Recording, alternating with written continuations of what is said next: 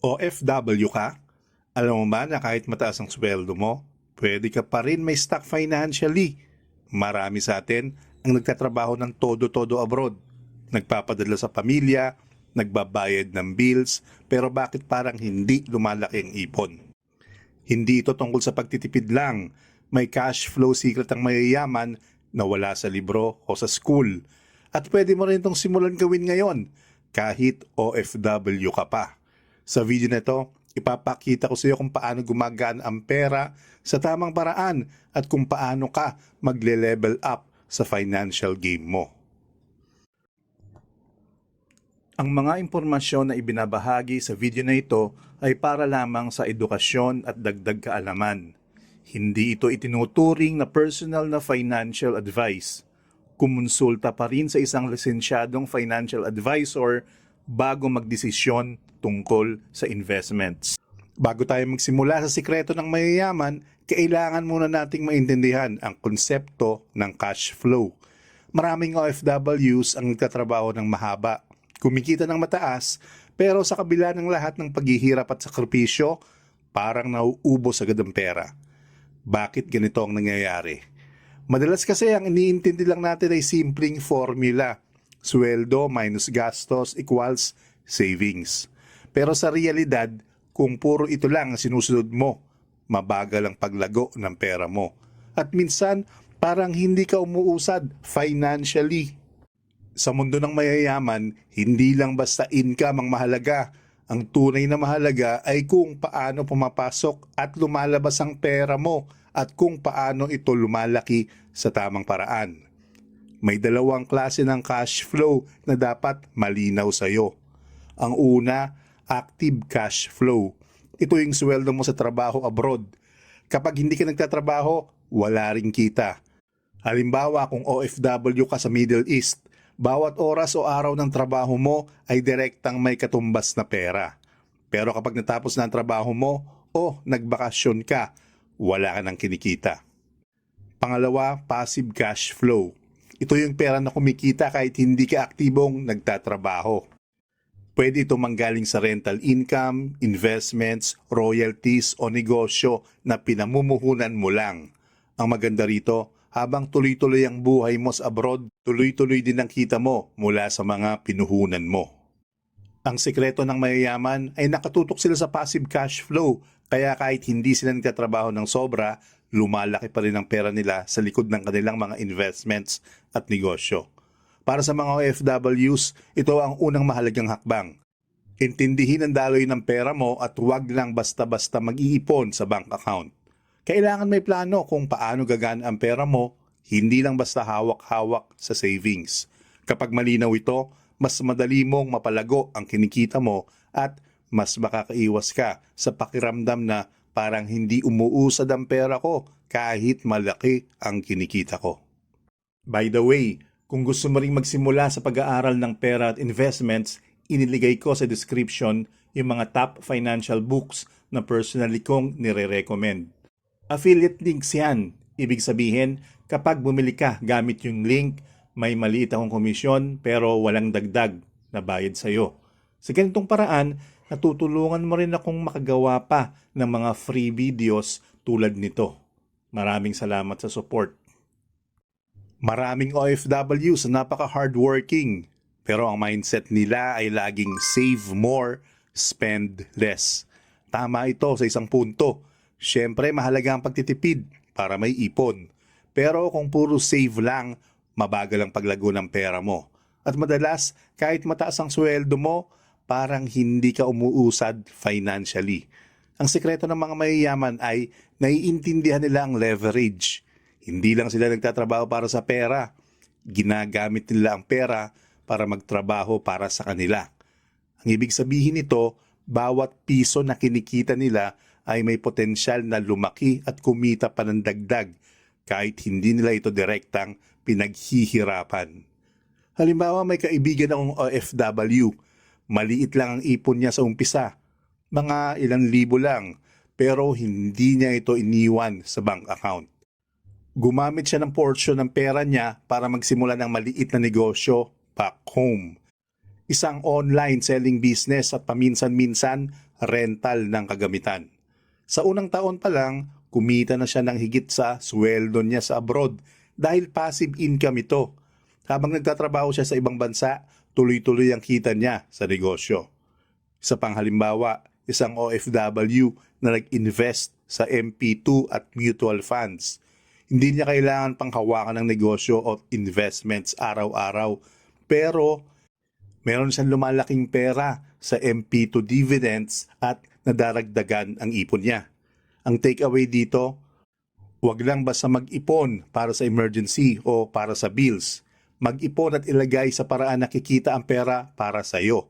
Sa madaling salita, huwag lang basta magtrabaho at magtipid. Mag-isip din kung paano gagana ang pera mo para sa iyong financial growth. Ngayon, simulan natin ang cash flow secret. Ang unang hakbang, leverage ng puhunan ng iba. Ano ito? Ibig sabihin, hindi lang sarili mong pera ang ginagamit mo para palaguin ang wealth mo. Sa halip, ginagamit mo ang pera ng ibang tao o partner para mag-generate ng kita. Sa ganitong paraan, mas mabilis at mas malaki ang potensyal na paglago ng pera mo kahit maliit lang ang kapital mo sa simula. Ilang halimbawa ng leverage. Una, puhunan mula sa loans o microfinancing. Pwede kang umutang sa low-interest loans para simulan ng maliit na negosyo o bumili ng equipment tapos kikita ka mula dito. Pangalawa, partnership sa pamilya o kaibigan para sa negosyo. Pagsamahin ng resources para mas malaking negosyo o proyekto at hati-hatiin ang kita. Pangatlo, investment sa property o small business. Bumili ng rental property o mag-invest sa maliit na negosyo na may ongoing operations. Halimbawa, isang OFW ang nag-invest ng maliit na halaga sa karinderya ng pinsan niya sa probinsya. Hindi siya nag-ooperate pero kumikita siya buwan-buwan. Ang pera niya, kumikita kahit hindi siya nagtatrabaho sa karinderya. Habang siya ay nasa abroad, tuloy-tuloy ang kita niya at unti-unti mas lumalaki ang passive income niya kaysa inipon niya sa bank account. Sa panghalimbawa, OFW na nag-invest sa maliit na online business ng kaibigan. Sa bawat benta, may porsyento siyang tatanggap. Hindi siya nag-ship o nag-handle ng orders. Pero kumikita siya ng regular na kita na dagdag sa sweldo niya abroad. Di mo nakikita ang sikreto? Hindi kailangang milyonaryo para magsimula. Ang mahalaga ay tamang strategy at risk management. Kahit maliit lang ang puhunan, kung maayos ang plano at leverage, maaari itong lumaki ng exponential over time. Sa madaling salita, ang unang hakbang sa cash flow secret ay matutunan kung paano palaguin ang pera mo gamit ang pera ng iba sa ligtas at maayos na paraan at hindi lang umaasa sa sariling kita. Sunod na hakbang sa cash flow secret, automate at protect ang pera mo. Kapag hindi mo inautomate ang cash flow mo, madali itong mawala o malubog sa gastusin. Kahit gaano kalaki ang kita mo, kung walang sistema, napupunta lang ito sa bills, pagkain at iba pang pang-araw-araw na gastos. Kaya mahalaga na magkaroon ng automatic system para sa pera mo, para tuloy-tuloy ang paglago nito kahit busy ka sa trabaho abroad. Ilan sa mga paraan para gawin ito?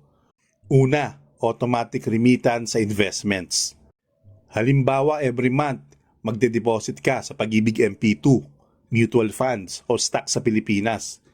Hindi mo na kailangan isipin pa, basta naka-schedule, tuloy-tuloy ang pagtubo ng pera mo. Pangalawa, emergency fund allocation. Maglaan ng 3 to 6 months ng living expenses sa hiwalay na account para sa hindi inaasahang gastusin, gaya ng pagkakasakit, repair o biglaang pangangailangan ng pamilya sa Pilipinas. Pangatlo, insurance at diversification. Protektahan ang pamilya at investments mo laban sa risk. Pwede ito sa health, life o property insurance at siguraduhin hindi lang iisang investment ang paglalagyan ng pera mo para hindi malugi sa isang pagkakataon. Halimbawa, isang OFW friend ko. Kada sweldo niya, automatic na naipadadala sa investment account niya ang 10% ng kita. Hindi niya iniisip kung kailan o paano siya mag-i-invest. Ang pera niya tumutubo habang tuloy-tuloy siyang nagtatrabaho abroad. Sa simpleng hakbang na ito, secure at predictable ang paglago ng pera niya at hindi siya nag-aalala kung saan aabot ang ipon niya sa katapusan ng taon. Isa pang example, OFW na gumagamit ng auto-debit sa kanyang MP2 at mutual fund investments. Buwan-buwan tumataas ang kanyang savings habang hindi niya kailangan mag-manage ng oras o mag-stress sa manual transfers. Sa ganitong paraan, ang pera mo ay nagtatrabaho para sa iyo, hindi lang ikaw ang nagtatrabaho para sa pera. Sa madaling salita, ang automation at protection ay nagpo-provide ng peace of mind at tuloy-tuloy na growth. Habang abala ka sa trabaho abroad, tuloy-tuloy ang paglago ng pera mo, secure, predictable at stress-free. Ngayon, paano mo ito gagawin bilang OFW? Huwag kang ma-intimidate. Simple lang ang mga hakbang. Pwede mong simulang gawin kahit maliit lang ang puhunan. Number 1, track your cash flow. Sulat sa notebook o gamitin ng financial apps para malinaw kung saan napupunta ang bawat piso. Kapag alam mo ang daloy ng pera mo, mas madali mong makikita kung saan pwedeng mag-adjust o kung saan pwede mag-invest pa para lumago ito. Number 2, simulang mag-invest kahit maliit. Kahit 5,000 sa MP2, mutual funds o kahit maliit na online business. Ang importante ay consistency. Hindi kailangan milyonaryo agad. Ang mahalaga ay ang regular na pagtutok at paglalagay ng pera sa tamang lugar. Number 3, gamitin ang leverage. Huwag kang matakot gumamit ng partnerships, loans o small business investments para palaguin ang pera mo. Halimbawa, kahit maliit lang ang kapital mo, kung maayos ang plano at may partner, mas mabilis ang paglago ng pera mo kumpara sa simpleng savings. Number 4, automate at protektahan ang pera mo. Siguraduhin may automatic remittance sa investments, emergency fund allocation, at insurance coverage. Sa ganitong paraan, hindi mo kailangan ma-stress sa pamamahala ng pera araw-araw. Tuloy-tuloy ang paglago at protektado ang pera mo laban sa hindi inaasahang gastusin. Ang sekreto, hindi mo kailangan maging milyonaryo overnight. Kailangan mo lang maging consistent, strategic, at matuto kung paano palaguin ang pera mo sa tamang paraan. Kung gagawin mo ito ng tama, bawat piso na kinikita mo sa abroad ay pwede mong gawing pangmatagalang yaman. Tandaan, bilang OFW, bawat sakripisyo mo ay may potensyal na magbunga. Hindi lang sa kasalukuyang kita, kundi sa passive income at financial security na pwede mong ipasa sa pamilya mo sa hinaharap. OFW ka man o nagbabalak maging OFW, tandaan mo to. Hindi lang basta pagtitipid o paghihirap ang sikreto sa financial freedom. Cash flow strategy, mindset, at action ang susi. Kung gusto mo ng step-by-step guide sa paggawa ng passive income bilang OFW, mag-subscribe ka na sa channel na to. Simulan mo na ngayon ang journey mo para sa mas maayos at mas mahabang financial freedom at huwag hayaan ang hirap abroad ay mauwi lang sa nauubos na ipon. Kaya OFW ka man, may paraan para ang pera mo ay magtrabaho para sa iyo. Hindi lang ikaw ang magtatrabaho para sa pera mo.